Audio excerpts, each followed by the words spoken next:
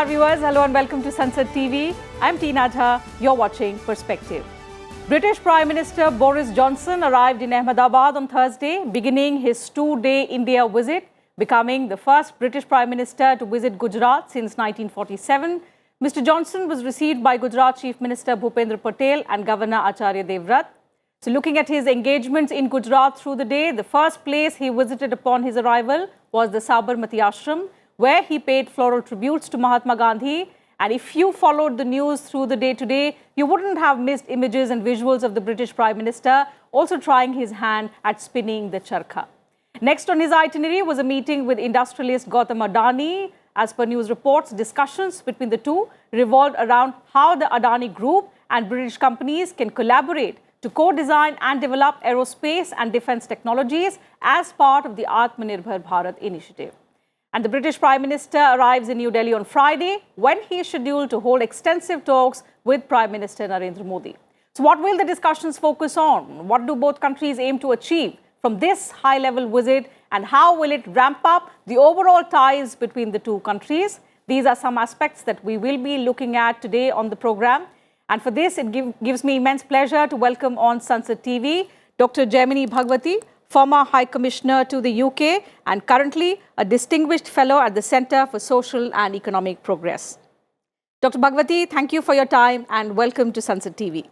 Let me begin by asking you about the significance of the British Prime Minister's visit to India. We've seen how on two previous occasions his visit had to be cancelled. Now that he's here finally on a two-day visit to the country, what do you think the two countries seek to gain from this visit? The United Kingdom, as we all know, has had a long association with our country. And there are cultural links, there are people-to-people links, there have been links between academics, parliamentarians, and the whole gamut of people in each country. I feel the UK is quite advanced in several areas of high technology. You referred to defense and so on. So whether it is jet engines, in which Rolls-Royce is a major company which is involved in collaboration, maybe with some companies around the world, including the US. So this is an area where we can work with them. You know that the investments of the Tata Group, Chorus and Jaguar in the UK have gone reasonably well as far as the Jaguar is concerned, but not so well as far as the Chorus steel production is concerned. And there the mistake, in my view, is that you're trying to produce steel in a country where the per capita incomes are much higher than in India, and therefore salaries and so on are much higher. I would have thought that for production of items which require more labor, semi-skilled and even somewhat skilled, should happen in India. Not because we want to push employment, but that makes economic sense. Of course, we want to push employment in India. And we should think of collaboration with UK in the UK in areas which they are strong in, which is high technology. In many areas, they are ahead of us. And as you know, we all know, Oxford and Cambridge are centers of not just pure academic research, but also research into medicine and so on. And if I may be wrong here, please correct me if I'm wrong. I think Covishield, AstraZeneca, as it is called, was perhaps conceived in some laboratory in one of these two universities. So yes, I would say that in addition to the people-to-people and so on, we have not really taken sufficient advantage of our comparative strengths in the two countries. And he started in Ahmedabad, and I'm delighted to hear that he went to Sabarmati and paid his homage to the father of the nation. But we know there has been a troubled part of our relationship. There's also something to do with the attitude of UK post-independence vis-a-vis Kashmir. Each country will look to further its own national interests. So this is not to find fault with them, but we need to get beyond some of that. And now I talked about Kashmir, which is immediately after independence, what all happened. And we have a portion of Kashmir which is occupied by Pakistan. But let's come to today, Ukraine. Our attitudes are somewhat different. And defined by our national histories and our understanding. I think the UK takes a somewhat different attitude towards the Russian armed invasion of Ukraine, while India takes a slightly different point of view. And hopefully those things will be discussed and we will be able to understand each other's views more completely and accurately. Absolutely. Dr. Bhagwati, what's been interesting is after a series of high-profile visits in the last few weeks, we've seen very, very strong statements from some top US officials on India's stance as far as the Russia-Ukraine war is concerned. It's been interesting to note that the UK readout preceding Boris Johnson's visit categorically said that the UK does not want to dictate or sort of give any sort of advice to the country, and it will refrain from asking India to take one clear stand, particularly that of what the UK and the US have been following. What do you make of that statement? And preceding the visit, a lot was also being spoken about how this visit aims at taking defense cooperation to a whole new level. Is that another way of, making India reduce its dependence on Russia for its arms imports? The distinction between UK's attitude vis-a-vis the Indian position on Ukraine as compared to the US. I think the UK is taking a very balanced view because it makes sense that it wants India to take its own view on this particularly sensitive matter, which is roiling, as you know, not just the prices of oil, but all kinds of areas of economic activity in many countries have been negatively affected by this invasion. So, I'm asked by some friends who are not people who worked in government, they say, are you pro-US in this matter of Ukraine or are you pro-Russia? So I have to gently tell them that I'm pro-India. So we have to look at the Indian interests, both economic as well as strategic.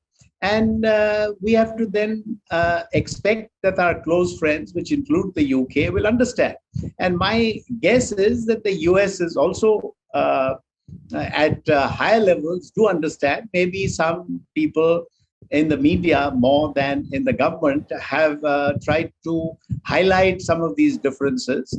But these are the oldest and these are some of the oldest democracies in the world, the UK, US and India. So I think we'll figure out a way of overcoming those differences. What I would like to highlight again is that, these visits are not just about substance only. It's also about optics.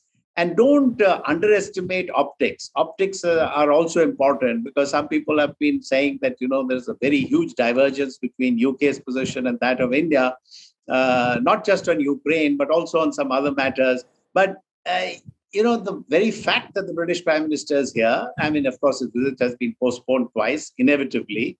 We all are aware of these difficult COVID virus, which has affected life everywhere in the world.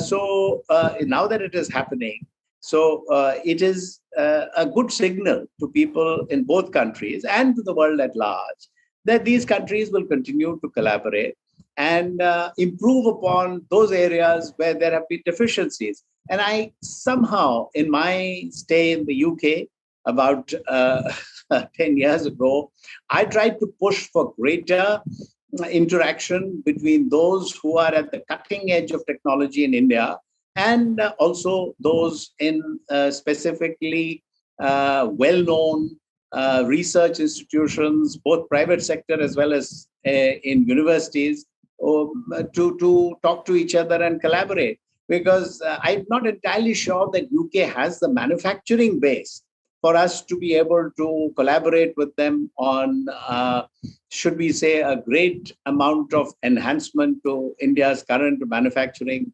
prowess and ability. But in specific areas of high tech, this is not the time and place to start enumerating all those areas. I just mentioned jet engines because this is one area which we have been trying for a long time and haven't done much. And Rolls-Royce is a household name around the world. So we need to do more. I think we need to ask ourselves why we have not been able to do more. And I'm just giving this as an example. I don't want to keep repeating the same name.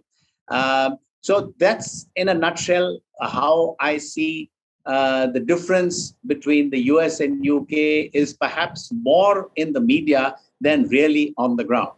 Absolutely. And when you talk about interests of both countries, one important dimension of the India-UK relationship happens to be the free trade agreement. So negotiations have been going on. Of course, it's been delayed. But how hopeful are you that the negotiations will conclude by the end of the year and we will have a comprehensive deal by the end of 2022? I would be very happy if it happens. I don't see that happening that quickly because they have reservations with regard to what is it called, digital security, with regard to movement of our IT professionals and so on and so forth. And we have some reservations about their desire to sell more whiskey, more liquor in our country at reduced customs duties. And not because that's a bad thing for those who drink whiskey in India, I'm sure they'll be delighted. But that cannot be the sum and substance of our trade. We need to upgrade on the kind of items which are exchanged. Our trade is very little. Our trade is what? I think India exports about 9.5 billion US dollars worth of goods to the UK. That's what it did in 2021-22. And we imported about 6.5. Now you look at that number, a two-way trade of something like 16 billion US dollars. I'm not talking pound sterling, as compared to our trade with China or the US. And I'm talking only goods with goods, not talking services here. I mean, both those countries are well over 100 billion. And the Europe as a whole, also over 100 billion. I think once you take services, US is number one, then comes to Europe. Once you take services too, and then comes China. UK is lagging far behind. It's a really a sad development some years back that UK decided to leave the EU. I think it would have been good if we could have had a trade agreement which included UK, but now we have to think of a trade agreement with UK in addition to one with the EU. Absolutely. So huge economic potential there, as you're saying, which can be achieved, which needs to be realized. But we're only hopeful that both countries will be able to resolve their differences as far as the FTA is concerned, and that the comprehensive deal comes into a picture very, very soon. Thank you, Dr. Bhagwati, for joining us on the program today, sharing your thoughts on the India-UK relationship, the expectations from the much-awaited Boris Johnson, Prime Minister Narendra Modi meet that happens on Friday. It was a pleasure having you on the program today. So that was Dr. Bhagwati joining us, taking us through important aspects of the India-UK relationship and, of course, the huge scope of the economic potential that still is to be realized between both countries. I'm now joined on the show by two more distinguished panelists, former Ambassador Navteej Sarna and Gulshan Sachdeva. He's a professor at the Center for European Studies, Jawaharlal Nehru University. Thank you, gentlemen, for joining us on the program today. Ambassador, I had the privilege of speaking to Dr. Jaimini Bhagwati a short while ago on the India-UK relationship, on the significance of Prime Minister Boris Johnson's India visit. And he made a very interesting statement that when these visits happen, optics sometimes are more important than substance. So taking on from his remark, I would like to understand from you the fact that British Prime Minister Boris Johnson becomes the first Premier from the UK to visit Gujarat since 1947. How significant is it in terms of both optics, and what is the substance that you see in this? Thank you very much for having me here. If you've had High Commissioner Jaimini Bhagwati already there, I'm not sure I can add much. That would still be left to be said. There's always a new perspective, Ambassador, that you add to the program. It's a privilege to have you. The bread and butter of diplomacy and state-to-state relations is a very complicated alchemy. It includes optics, it includes substance, it includes personal interaction, it includes visits. And I don't think I would say that one is more important than the other. It all sort of has to mix in properly. So the visit in itself is important. The fact that he's started out of New Delhi and gone to Gujarat is itself rather unusual, I would say. Not that it's not been done before, but it's unusual. So there is the optics of the fact that he's here for business. He means serious stuff. He's already visited plants and factories, and there have been commercial deals already announced.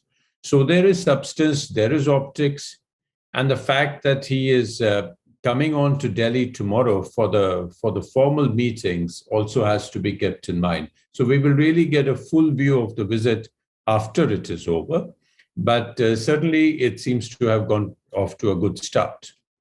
Absolutely. Professor Sachdeva, so on two previous occasions over the last 2 years, the British Prime Minister's visit to India had to be cancelled. So this one was long pending. In terms of real substance and in terms of significant issues concerning both countries, what do you think the British Prime Minister will bring to the talks table when he meets the Indian Prime Minister on Friday? Well, India-UK relationship is, a historical relationship. And since Brexit, I think both India and UK, they are trying to strengthen ties further. And our relationship now has been elevated to comprehensive strategic partnership. And, last year when Prime Minister Modi met, Prime Minister Johnson in the virtual summit, then they adopted a very comprehensive, roadmap 2030, which basically highlighted, our convergences in the areas of trade and economy, technology, climate action, people-to-people context, defense. And now, in fact, if you look at, official announcements from the UK, now he is visiting India as part of UK's Indo-Pacific tilt. And just 2-3 weeks back, we had the visit of, the UK Foreign Secretary. She was here as part of, UK's diplomatic push on Ukraine. So obviously, these issues, whether this is, Russia-Ukraine war or the Indo-Pacific, these would be reflected in the official statements. But I think the real issue is going to be, to me, push for an early conclusion of, free trade agreement between India and the UK, because we have very solid trade and economic relationship. And now, the negotiations on FTA started just about, a couple of months ago. But already, as it is reported in the newspapers, out of 26 chapters, already 4 chapters have been completed. And, there is a significant progress on other chapters as well. So there is a possibility that before the end of this year, we might have some kind of interim deal. And if negotiations go, very smoothly, then maybe within a year or so, you can actually have a very, kind of a comprehensive trade deal between India and UK. So there are, large issues which are there, and already roadmap has been adopted. And on all these issues, I think tomorrow we will see, significant progress. Okay, Ambassador, let me understand from you on the FTA, because it's been very important, but it's been delayed for some reasons. What are the sticking points that remain both from India's side and the UK side? Well, in fact, it's not very long in that sense, because we started with UK very recently. But of course, we have been negotiating with the European Union, since 2005.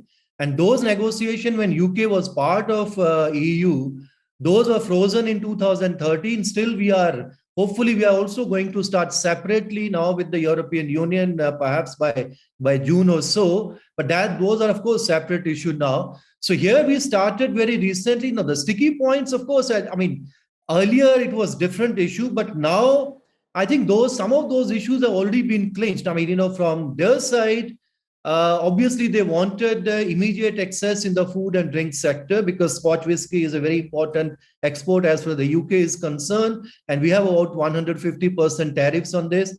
Similarly, many Indian food products, also face significant hurdles in the British market. If you look at marine products and more importantly, our textile products, which are basically facing, serious difficulties in the last few years because of the competition from countries like Cambodia, Bangladesh, Vietnam. So we are also kind of, saying that, those are the areas where we should immediately get some access. At the same time, also, India also have to see, I mean, the movement of, movement of persons who can go and provide services under Mode 4. So these are some of the issues which we have been negotiated earlier with the India and UK, India and the EU negotiations. But now I think there is important point is when he is visiting India, this is, I think, is a very right time because Indian exports, particularly both in goods and services, are an all-time high now. And if you look at the latest projections from IMF, the Indian economy is going to be one of the highest, growing economies in the world.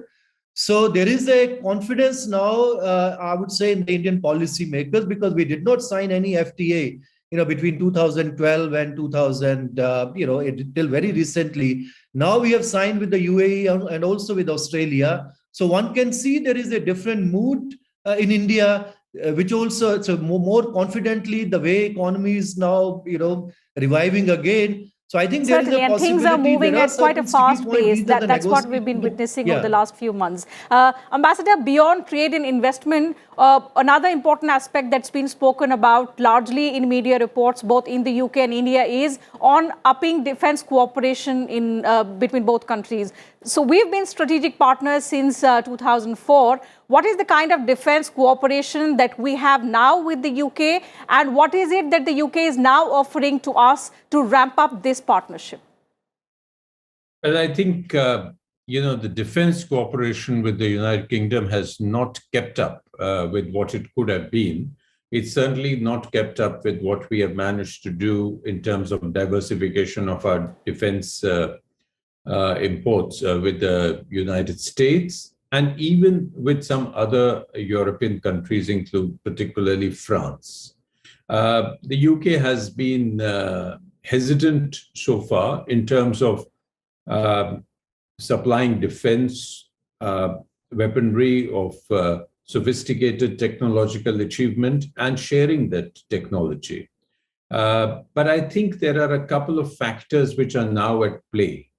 One is the fact that India-US defense ties, defense trade, has gone from virtually nil to 20 billion US dollars, and also have a broader ties in terms of complicated exercises, in terms of building confidence between the armed forces on both sides, maritime cooperation, and so on. We've also signed all the critical foundational agreements with the United States, and that is a confidence-building measure in itself.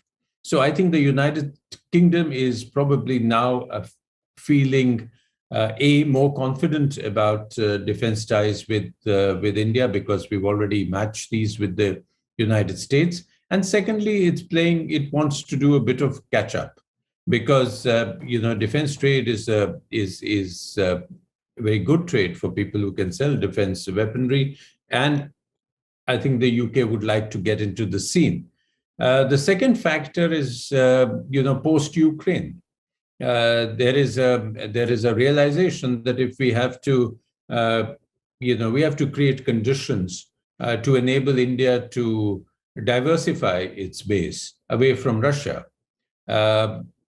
Yes, and be part of, and take advantage of that and leverage that situation. So that would be another incentive for the UK to come in. From our side, of course, there would be a requirement, I'm sure, for technology transfer, for co-production, in fact, for production in India, whether for India or for third countries. And the UK should be part of the Make in India and the Atmanirbhar programs. Absolutely, so and transfer of the latest technology, which is vital for India. Actually, come to the table with actual proposals which they're willing to make in India. Okay, Professor, coming back to you, when it comes to the UK, diaspora issues are important because it is home to a significant number of Indian people living there. So on this front, do you see any kind of discussion, important agreements taking place? Because the UK has been mentioning that it wants to strengthen people-to-people ties. So any new thing coming up when Boris Johnson meets Prime Minister Modi tomorrow? Well, I think this is one important area in which I think Indian government has been, focusing for the last many years very, very prominently. And this is one country where there's a huge Indian diaspora. And one, of course, is the questions about, because there are a large number of Indian companies are also operating there. Similarly, many British companies are also in India, and there is also a question of mobility.